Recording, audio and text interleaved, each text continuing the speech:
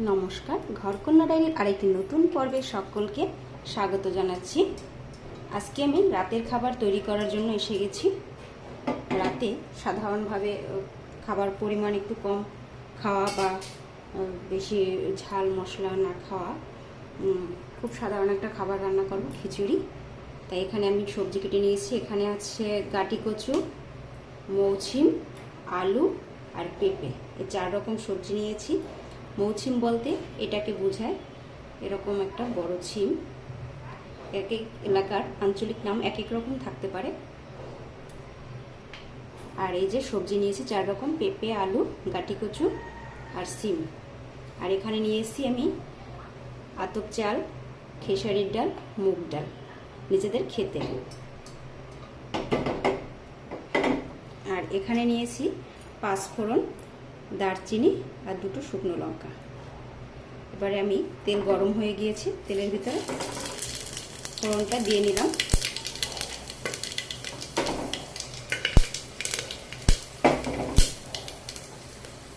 এবারে আঁচটা কমিয়ে আমি সবজিগুলোকে তেলের মধ্যে ছেড়ে দিচ্ছি।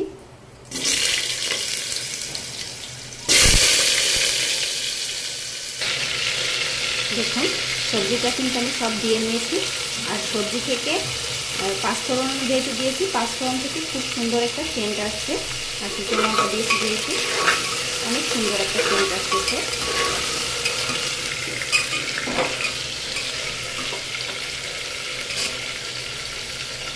সবজিটা একটু ভাজা হলে পরে আমি চাল ডালটাও দিয়ে দেবো।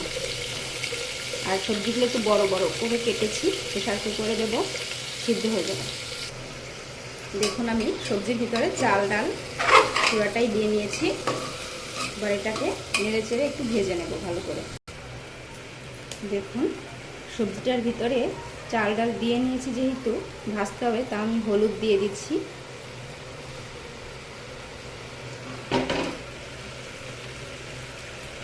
রাতে এরকম হালকা খাবার খাওয়াই ভালো, খিচুড়ি খেলে তো বেশি ভালো হয়। আমার মতো কারা কারা এরকম হালকা খাবার, ঝাল মশলা ছাড়া, অতিরিক্ত তেলে ভাজা না খেয়ে এরকম হালকা খাবার খেতে পছন্দ করেন, অবশ্যই কমেন্ট করে জানাবেন। এই যে দেখুন, এবার কিন্তু এটাকে একটু বেশ ভালো করে ভেজে নিতে হবে। সাথে দিয়ে দিচ্ছি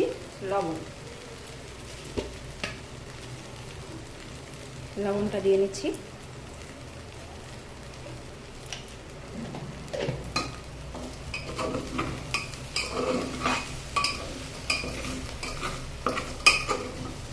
নিচে যাতে লেগে না যায়, খুব ভালো করে ভাজতে হবে নেড়ে চেড়ে।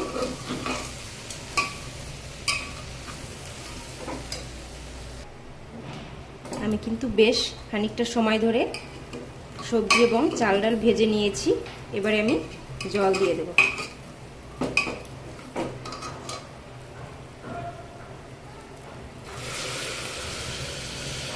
জলটা পরিমাণ বুঝে দিতে হবে। তারপরে প্রেসার কুকারে ঢাকনা আটকে দেবো, তাহলে আমার খিচুড়ি রান্না কমপ্লিট। দেখুন, আমার খিচুড়ি কিন্তু ফুটে উঠতে শুরু করে দিয়েছে। এবার আমি প্রেসার কুকারে ঢাকনাটা দিয়ে দেব। 4-5টা সিটি দিয়ে বন্ধ করে রেখে দেব। পরে অনেক সময় পরে প্রেসার কুকারে ঢাকনা খুলব, তাতে করে খিচুড়িটা বেশ ভালোভাবে সিদ্ধ হয়ে যাবে এবং জলটাও টেনে যাবে। এইভাবে করে রাতে হালকা খাবার খাওয়া যায়।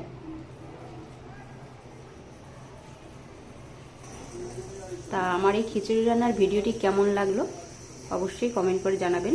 সকলের জন্য রইল শুভকামনা। ভিডিওটি ভালো লাগলে লাইক সাবস্ক্রাইব করে দিবেন চ্যানেলটি। সকলের জন্য রইল শুভকামনা। আজকে এই পর্যন্তই।